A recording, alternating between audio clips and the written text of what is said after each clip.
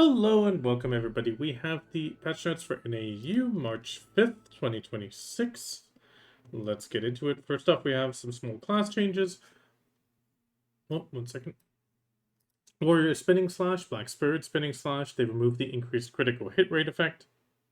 On the Witch, the Black Spirit did Detonative Flow. They fixed an issue where the skill did not damage other adventurers. Musa, Pyrostorm. They fixed an issue where stamina would not recover during the skill. On Shy, they fixed an issue where you could obtain more than 30 Florence leaves. And on Denai Max Pain, they fixed an issue where the skill incorrectly applied stiffness instead of stun. And they also fixed an issue where the skill would apply attack and defense effects on the second hit, even during cooldown. Then we have the inland fishing profit improvements. So rumors are spreading that rare fish have formed new ecosystems near Duvenkroon and coastal waters of Altanova. So in the case of Duvenkroon, we have the white Crucian carp appearing alongside the shore next to the Duvenkroon hot spring, the main spot. Hammer mackerel, yellow corvina, and bluebed star have also started to appear along the Altanova coast, which is the main spot for the plump coelacanth. They also increased the spawn rate of white Crucian carp by about 4.9 times in existing fishing spots near Duvenkroon. Farming byproduct adjustments. This is a up and down kind of cross balance for the entire seeds. It is a bit of a nerf on the magical, but generally an increase on the general and high quality and special. So it's kind of a up and down adjustment, making it more spread equally. So here we can see the adjustment on the amount of probability of obtaining the plush leaves through plant breeding. So general and special crops refer to those that take up one slot. So here we can see the one slot 4 to 10 goes to 1 to 3. That is a drop in quantity, but a much higher drop rate. So it should actually pop on pretty much every plant. Magical crops refer to those that take up 5 slots. So here we can see 20 to 50 goes from to 20 to 22. That is a drop, especially with no change on the drop rate. This can make it more worthwhile to possibly switch from magical back to special if you want more blush leaves, as these went from 4 to 10 to 3 to 4. So overall, the spread is less, the RNG is lower. On top of that, they also did it that you get more farming XP from harvesting. So they've adjusted harvesting to grant about 80% of the farming XP earned from plant breeding.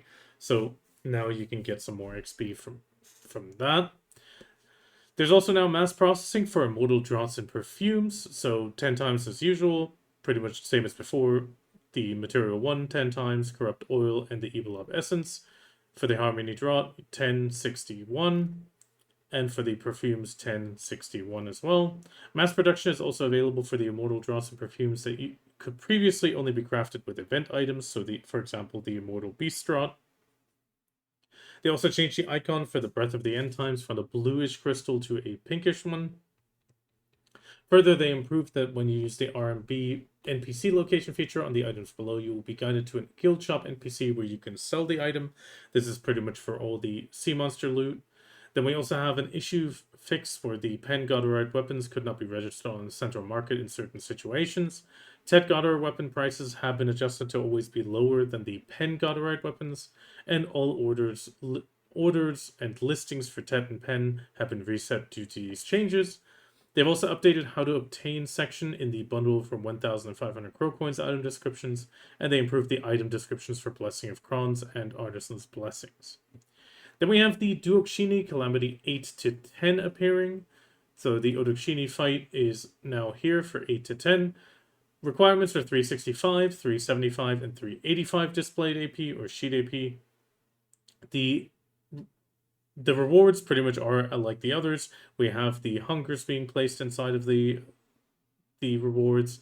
Otherwise, nothing too crazy. Pretty much standard C8 to C10 drops, except for it being a red boss. Then we also have some Sycraia runes improvements. So they improve the issue where monsters will frequently return to their spawn points. They reduced the monster respawn time by 4%, so they should respawn faster.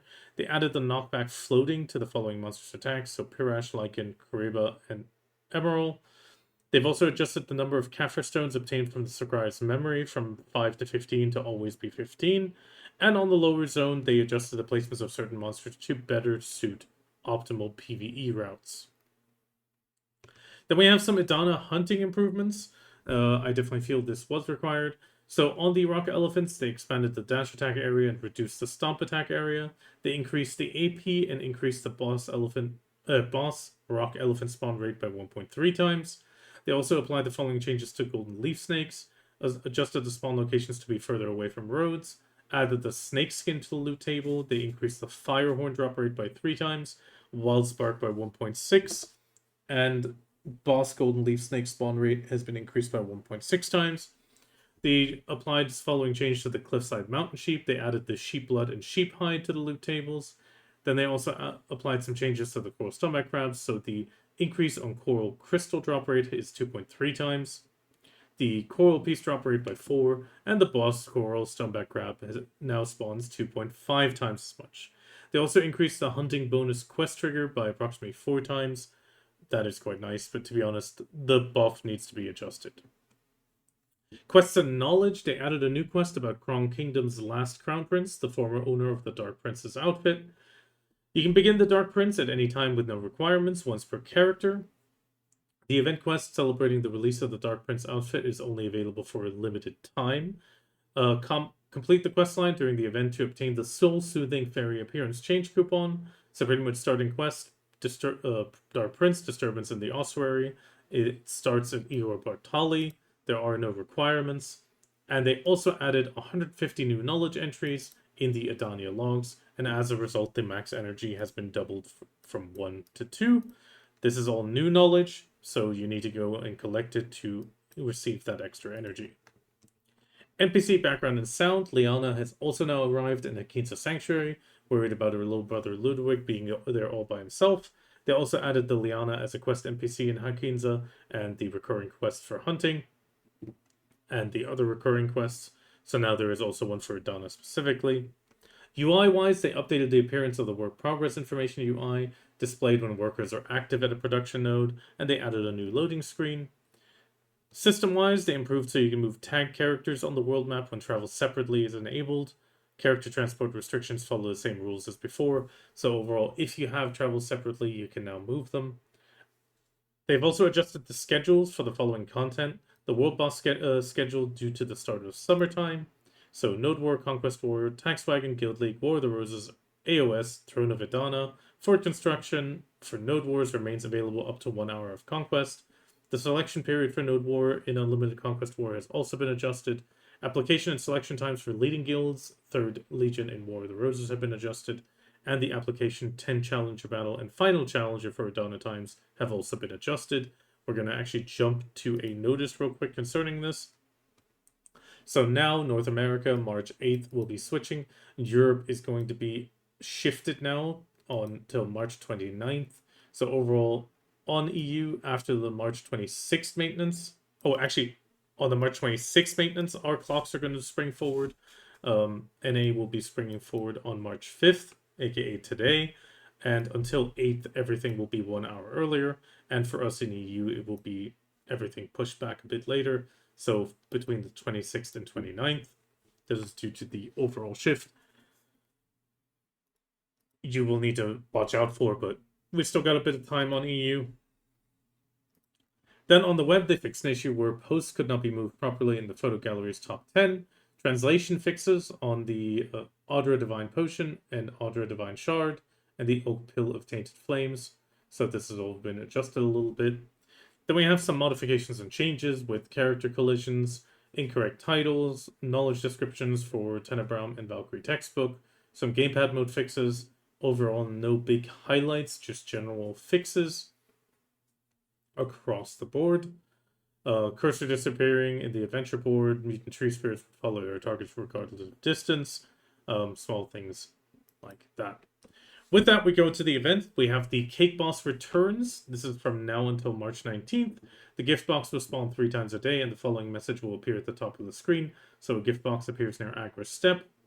It does not appear on Ovia and Arsha servers. You defeat the gift box that spawns 3 times a day for rewards. You can also take on the weekly quest Sweet Gift. The times are shown here, so NAEU on the right. You can go to the event boss location near Agra Step. It is pretty much above the cave. Actually, no, that is the sniper hunting ground this time around. You can claim all the items below by defeating it. So sharp black crystal shards, item collection increase scrolls, secret books of Florins, and some juices across the board. Accept the weekly quest from the cake that appears after defeating it, and interact with the cake after accepting the quest and type 10 years to complete it. The quest reward gives you a 150 stack Enhancement Help Kit 3 for life, more juices, and 1000 Cron stones. Don't forget to complete the weekly quest after taking down the event boss, and this quest resets every Thursday at midnight, so that is multiple Crons. Then we have the 10-year special login rewards. These will be starting as of tomorrow. We have the 10th anniversary travel kit, some value packs, Camisylvia, and Secret Books of Old Moon that will immediately pop. Mythical Sensors, Artisan's Memories, some Dark Hungers, or Dim Origins of Dark Hungers. Join the Festivities boxes, Advice of Alex 200, more Hungers, Artisan's Memory, Mythical Sensor, Thankful Premium Outfit Box, and more Cronstones. And then some unknown rewards. The Mystery Box, check out all the mysteries revealed on our stream. So this is the official Black Desert stream going on right now. That will be unlocking them right this second, actually. Then we have the Black Shrine bonus rewards from Hwanghae from now until March 21st. The perfect opportunity to try Party Blitz bonus loot for every boss subjugated. So from now until March 14th is round 1, and March 15th to 21st is round 2. The reward will always be given on maintenance, and effectively it is 500 million silver for each boss subjugated, so up to 5 billion silver over the 2 weeks. You can also find groups in the Find Party / Platoon with chat promotion, but overall, that is it. Then we have the Crown Kingdom's Last Crown Prince, the Curse of House Bartali, which began at Cron Castle, ultimately transformed vengeful souls into a Phantom Knight. Fragments from a Distant Past set the stage for this old tale. Begin your investigation into strange noises coming from the ossuary. So here we can have the Accept Disturbance in the Ossuary from Igor Bartali and unravel the history of the Last Crown Prince for yourself. You can find this quest under the quest new. Each quest can be completed once per character. This quest line is always available. You can also equip the special title you get by exchanging the seals included with the Dark Prince purchase to unlock an alternate version of the story. That is kind of annoying, to be honest, for me, but hey. If your character has the Pentavella or higher and has learned all the main skills, you will have no difficulty completing this quest line. And we have used special title quests. So while equipped with the title Ashen Oath, you will receive the Accept Dark Prince Ashen Oath, Ashes to Ashes, Dust to Dust. And if you have the Dark Prince, you get the Dark Prince, Ashes to Ashes, Dust to Dust quest. The story branch of this quest is determined by the title equipped at the time of acceptance. To be honest, this makes me a little bit mad because it feels forcing people for questing. Hopefully somebody will record it for if there is actually some extra lore hidden behind it. Cron Kingdom's Last Crown Prince from now until April 2nd. After completing the Dark Prince, Cron Kingdom's Last Crown Prince questline, you can visit the Ossuary Keeper Houtman. You can then take on a special quest, Dancing Soul Flame, to earn a special coupon that lets you change the fairy's appearance to a soul-soothing fairy's appearance change coupon, which is a sort of flying flame. You can use this coupon only if you have a fairy. The coupon will not disappear even if you let the fairy go, and you can use the appearance coupon after you register the fairy, and it cannot be registered on the Central Market. And then they also tell us about the new Dark Prince outfit, which we'll see in the Pro Shop in a moment. Then we have a small notice.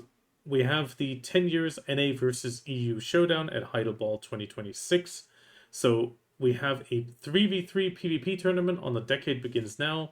Build your teams, prove your strength. This is more than a tournament. This is history in the making. So the first place teams for the special tournament will receive an exclusive invitation to the 2026 Heidelball, entry into the NA versus EU Showdown Championship offline match.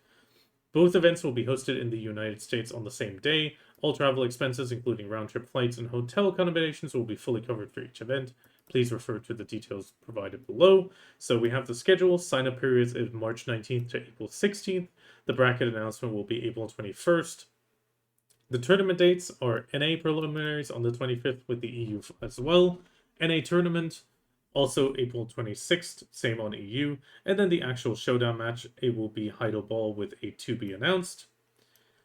Match format is up to round of 16. It will be best of 3. Round 8 and semifinal will be best of 5 rounds. Third place match, finals will all be best of 7. And the championship will be announced.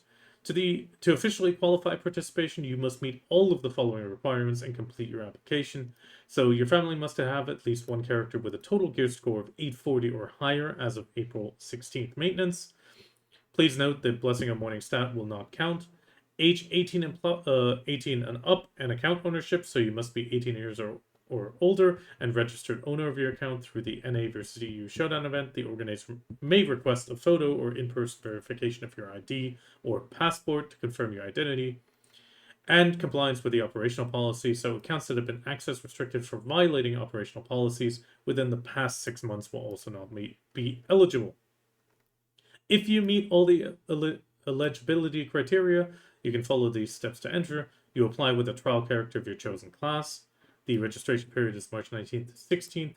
You must apply using a trial character you intend to use in the tournament. Applications are only accepted if you meet all requirements, and you must double check that you're using a trial character that your combined AP and DP meets the minimum. You must follow the instructions and provide information about your team, aka team name, team member, family names, etc. And after applying, you purchase the application form item, NAvsEU Showdown from the NPC and Battle Arena 1 server. Purchase period is from March 19th to April 16th. It costs 10 billion silver. A character in your family must hold the application form item until the tournaments are finished, and after the tournament is concluded, the application form will be collected, and adventurers who completed the scheduled matches will receive a silver refund. There are some extra rules for this. Failure to follow the guidelines and rules below may result in disqualification or loss of match. Each team may not contain duplicate classes. The team name entered into sign-up must not violate the operational policy.